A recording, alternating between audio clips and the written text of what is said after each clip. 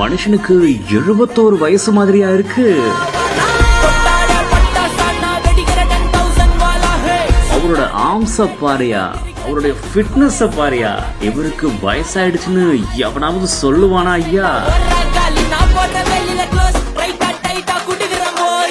தன்னுடைய மாப்பிளைக்கே டஃப் கொடுத்த சரத்குமார் எனக்கே காம்படிஷனா அப்படின்னு கிச்சு கிச்சு மூட்டி விட்ட மாப்பிள்ள.